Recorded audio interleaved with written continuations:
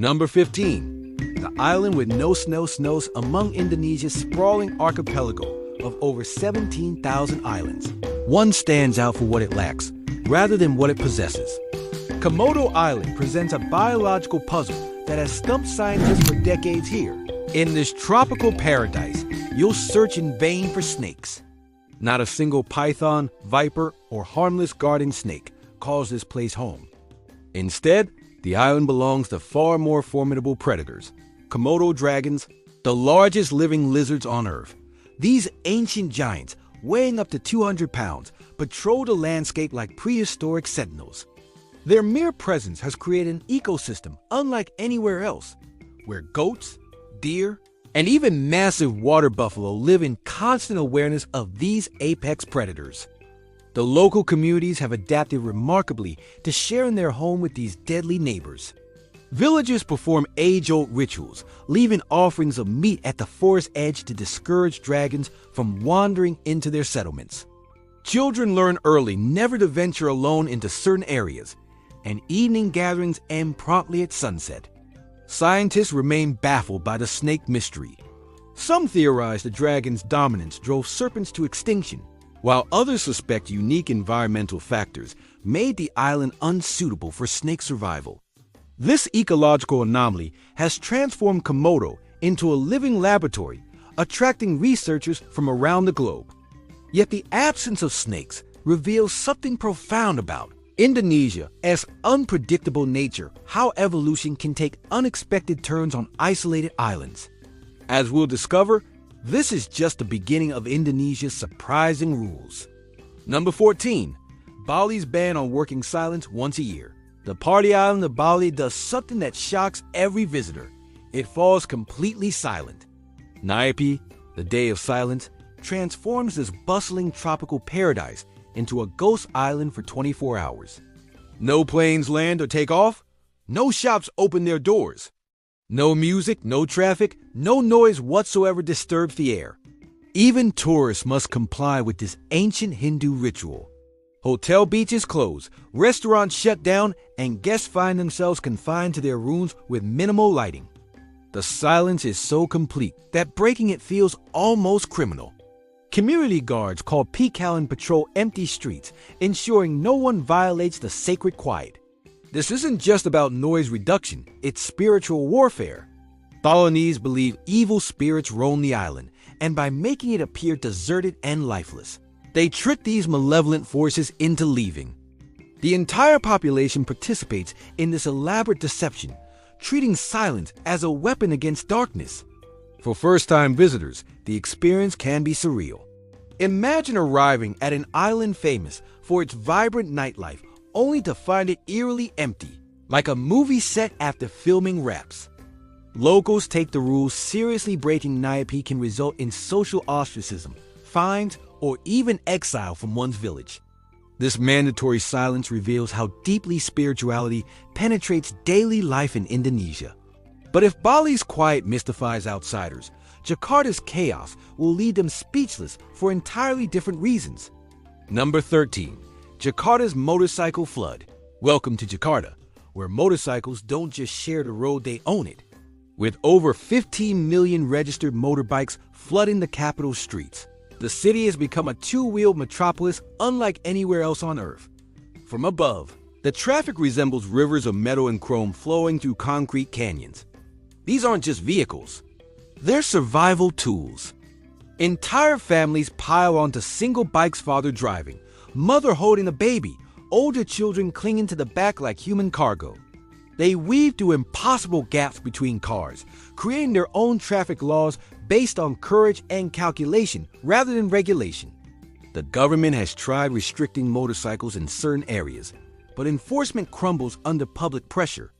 These bikes fuel an entire underground economy, delivery services racing against time, street vendors carrying mobile shops, and OEIC motorcycle taxes providing affordable transport for millions.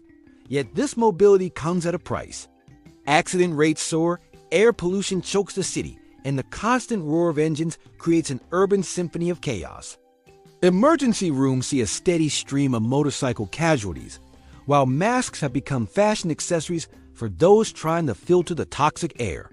Jakarta's motorcycle flood captures Indonesia's contradictions, perfectly ingenious adaptation mixed with dangerous desperation. It's organized chaos that somehow works, even as it slowly suffocates the city. But urban madness is nothing compared to the ancient powers that still govern Indonesia's wilderness. Number 12. The forbidden forest spirits step into certain forests across Sulawesi and Java, and you enter realms where invisible guardians still hold absolute power. These are not your typical nature reserves. They reach sacred spaces protected by spiritual laws older than any government decree. Villagers believe powerful spirits inhabit these woodlands, watching every footstep and listening to every whispered word. The rules are non-negotiable. No loud voices, no cutting trees, no hunting without permission from the unseen residents. Violators don't face fines or jail time. They face something far worse. Stories circulate of trespassers struck by mysterious illnesses, sudden accidents, or financial ruin that follows them home. Before entering, locals perform elaborate rituals, offering flowers, food, or incense to request safe passage. They speak in hushed tones, showing the same reverence they display in a cathedral. Foreign researchers and loggers who ignore these customs often find themselves unwelcome not just in the forest, but in the surrounding villages. Remarkably, these spiritual taboos have achieved what environmental laws often cannot complete: forest preservation. Ecologists now study these communities, recognizing that fear of spirits has protected biodiversity more effectively than government regulations. The forbidden forests reveal how deeply animistic beliefs survive in modern Indonesia, creating invisible boundaries that outsiders cross at their own peril. But while some traditions protect nature, others celebrate it through spectacular and controversial displays of raw power. Number 11. The fire-kissed bull races on the island of Madura. Harvest season explodes into one of Indonesia's most electrifying and controversial spectacles. Karapan-sapi traditional bull races transform peaceful rice fields into arenas of speed, danger, and ancient pride. Two massive bulls, harnessed to wooden sleds, thunder across muddy tracks while jockeys balance precariously behind them. What shocks outsiders is how these races begin. Bulls are fired up, literally torches and burning materials flash near their bodies, sending them into frenzied sprints. The practice has sparked outrage from animal rights groups worldwide, yet locals defend it as a central tradition tied to agricultural cycles and village honor. Winning bulls become local celebrities, their owners achieving wealth and social status that lasts generations. Losing bulls often end up as dinner, creating stakes that go far beyond simple competition. Underground gambling adds another layer of intensity, with fortunes won and lost on the speed of charging bovines. The races represent rural Indonesia's complex relationship with tradition and modernity. Villagers see fire-kissed bulls as celebrating their agricultural heritage, while critics view it as animal cruelty disguised as culture. Both sides miss the deeper truth. These spectacles reveal how communities cling to identity in a rapidly changing world. From the controlled fires of bull racing, our exploration moves to forces far more powerful and unpredictable: the volcanic fires that constantly reshape Indonesia's landscape. Number 10. Volcanoes that never sleep. Indonesia sits atop the Pacific Ring of Fire like a sleeping giant on a bed of coals. With over 120 active volcanoes, more than any nation on Earth, the country lives in constant geological tension. Yet millions of people choose to build their lives in these volcanic shadows, creating a unique culture of calculated risk. Mount Merapi, Java's most dangerous peak, illustrates this complex relationship perfectly. Despite regular eruptions that have claimed thousands of lives, villages cling to its slopes. The rich volcanic soil produces extraordinary harvests, making farmers reluctant to abandon their ancestral lands. They've developed elaborate spiritual relationships with their volatile neighbor, making annual offerings to appease the mountain's fiery spirit. Tourists flock to volcanic spectacles like Mount Bromo's sunrise or Ijen's blue flames, treating these geological monsters as Instagram backdrops. Meanwhile, local sulfur miners risk their lives daily, descending into toxic craters to harvest yellow crystals, carrying loads that exceed their own body weight up treacherous paths. The 1883 Krakatoa explosion, heard around the world, remains seared in cultural memory. Yet Indonesians continue living with their volcanic neighbors, viewing them as both destroyers and life-givers. This relationship reflects a broader Indonesian truth: survival often requires dancing with danger. From the fiery peaks above, we now plunge into equally dangerous waters below, where Indonesia's marine paradise conceals deadly secrets. Number 9. The most dangerous dive spots beneath. Indonesia's crystal-clear waters lies a paradise that can quickly become a death trap. The country boasts some of the world's most spectacular diving, with coral reefs teeming with species found nowhere else. Yet these same waters harbor currents so violent they can turn experienced divers into helpless toys. Komodo National Park's dive sites are notorious for their washing machine, current-swirling vortexes of water that spin divers like clothes in a turbulent cycle. Local guides speak casually of currents strong enough to separate diving buddies permanently, sweeping them into open ocean where rescue becomes nearly impossible.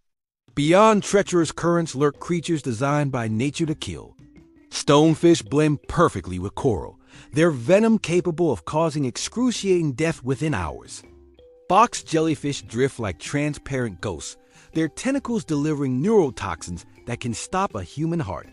Blue-ringed octopi, no larger than a golf ball, carry enough poison to kill 26 adults. Despite these dangers, divers from around the globe risk everything to experience Indonesia's underwater wonderland. They come from manta rays with wingspans exceeding 20 feet, schools of hammerhead sharks, and coral gardens that look like alien landscapes.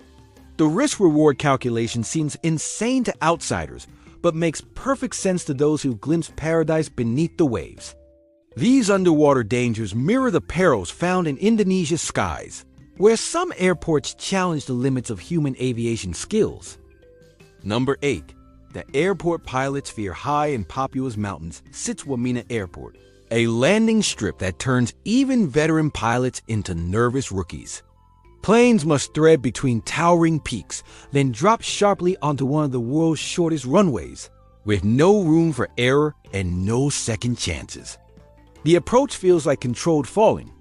Aircraft dive between mountain walls, braking hard the moment wheels touch asphalt, racing to stop before the runway ends at a cliff face. Sudden wind shifts and unpredictable weather patterns make every landing a gamble with physics and fate. Cargo planes serve as lifelines for isolated communities, carrying everything from medical supplies to basic groceries.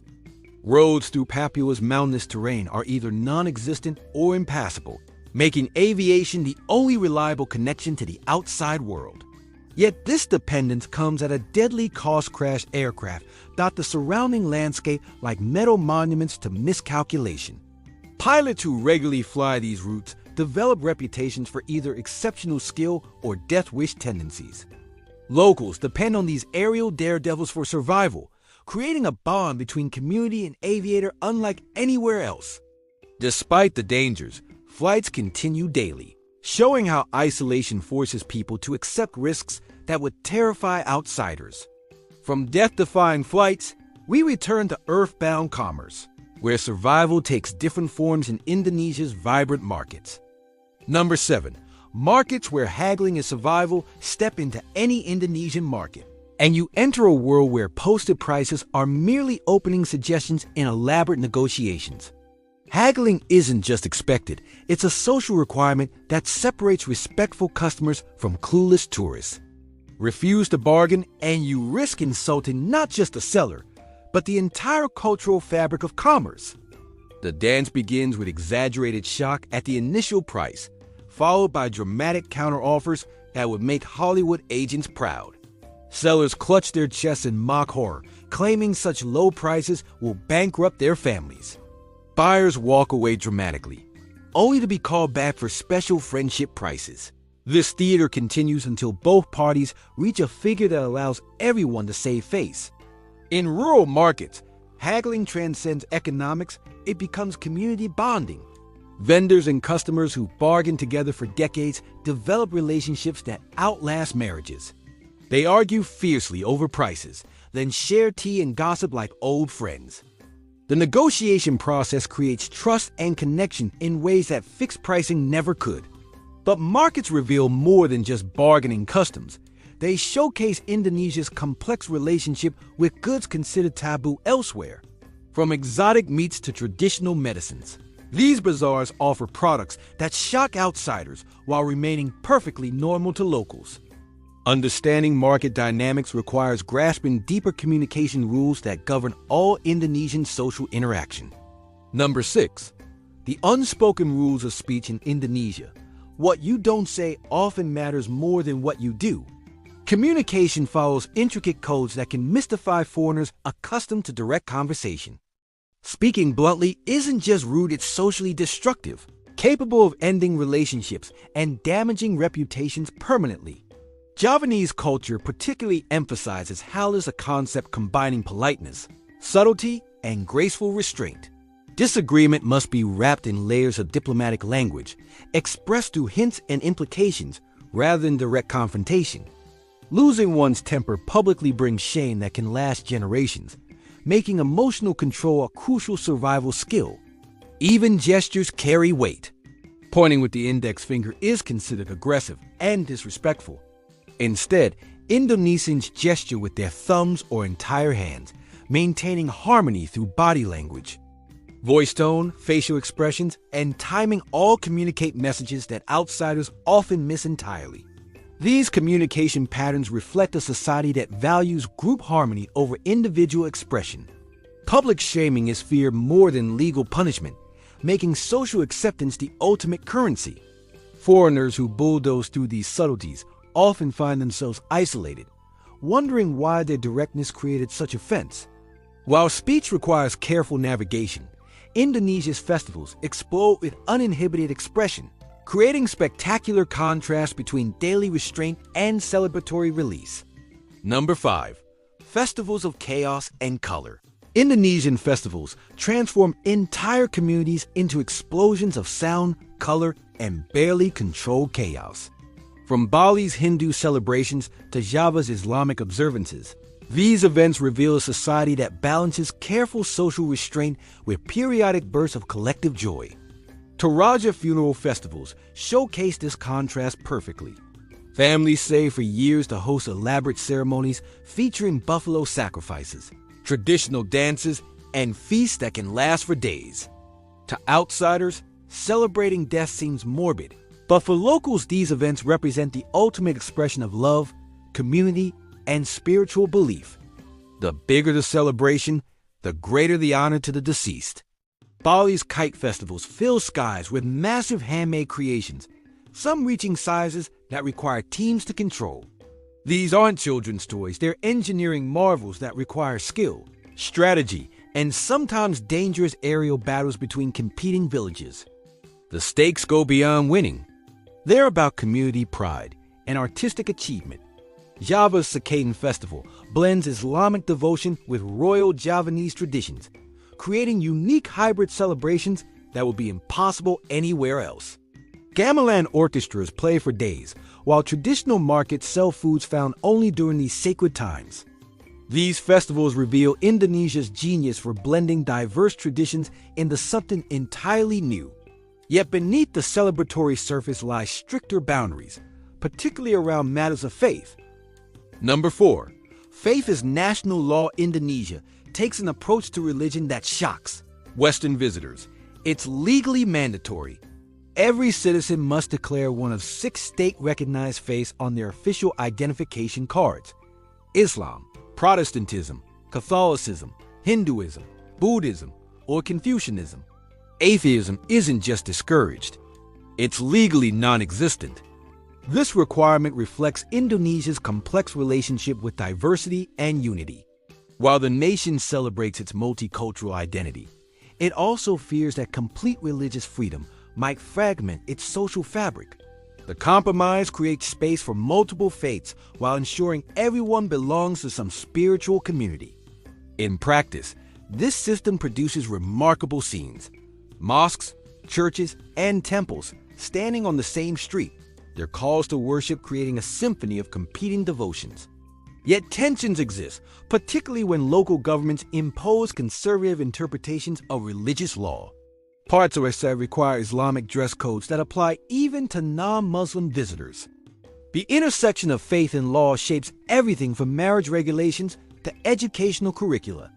Religious holidays from multiple traditions become national celebrations, creating a calendar that reflects the country's spiritual diversity.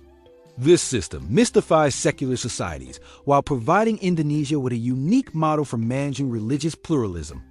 These official religious boundaries intersect with unofficial social boundaries, particularly around gender roles that few dare to challenge.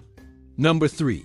Gender roles few dare to break. Indonesia presents a fascinating paradox when it comes to gender expectations. In many regions, traditional roles remain rigidly defined: men as household heads and decision makers, women as caretakers and family nurturers. Yet scratch beneath the surface, and you'll find matrilineal societies in West Sumatra where property and family names pass through women, not men. Urban centers like Jakarta showcase successful female politicians, CEOs, and entertainers who wield considerable power.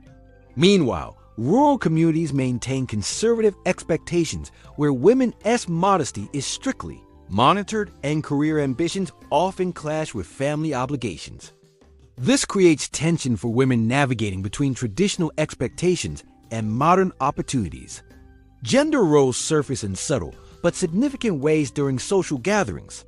Men and women often sit separately at ceremonies, with women preparing elaborate meals behind the scenes while men conduct public business. Breaking these patterns can trigger gossip, social exclusion, or family conflicts that last for generations. The gap between tradition and modernity creates unique challenges. Young women studying in universities must often return home to arrange marriages and domestic roles. Professional women face pressure to balance career success with traditional motherhood expectations.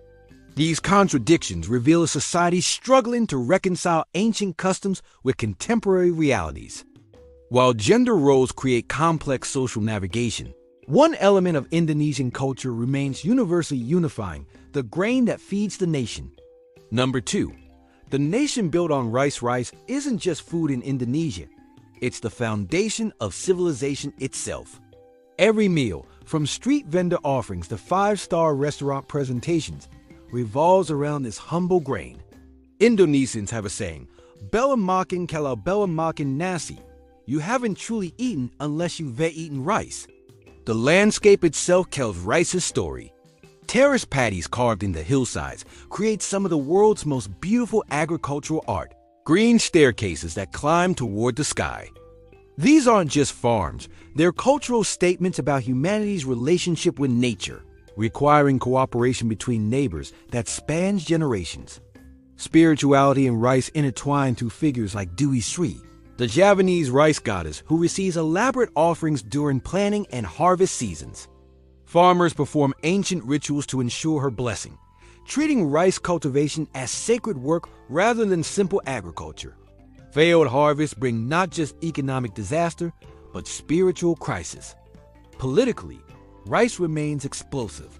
Government subsidies and import policies can topple administrations, while rice shortages trigger national anxiety that transcends normal economic concerns. The grain feeds over 270 million people daily, making it simultaneously Indonesia's most basic necessity and most complex political issue. Understanding Indonesia requires understanding rice, its cultivation, consumption, and cultural significance. Yet even rice, central as it is, represents just one element of Indonesia's staggering diversity. Number 1. One nation, 17,000 islands. Indonesia defies every conventional definition of nationhood. Stretching across 17,000 islands and 3 time zones, it's less a single country than a magnificent mosaic of human diversity held together by sheer determination. Over 700 languages echo across its territories, while hundreds of ethnic groups practice distinct customs that can vary dramatically from village to village. The national motto, Bhinneka Tunggal Ika, unity in diversity captures an almost impossible achievement. How do you create shared identity among Javanese businessmen, Papuan tribal chiefs, Balinese Hindu priests, and Assamese Islamic scholars? The answer lies in Indonesia's remarkable ability to embrace contradiction while maintaining coherence. Geography makes this unity even more miraculous. The archipelago sits atop some of Earth's most volatile geological formations, constantly threatened by earthquakes, tsunamis, and volcanic eruptions. Yet this same dangerous foundation provides unparalleled biodiversity and cultural richness, creating resilience through adversity. From Jakarta's gleaming skyscrapers to isolated tribal communities that live as their ancestors did centuries ago, Indonesia encompasses multiple worlds within its borders. This isn't weakness, it's extraordinary strength. The ability to hold such diversity together while allowing each element to maintain its distinct character represents one of humanity's greatest social achievements. Indonesia succeeds precisely because it refuses simple categorization. It remains endlessly fascinating because every island tells a different story, yet somehow all these stories combine into one magnificent, complex, and utterly unique national narrative.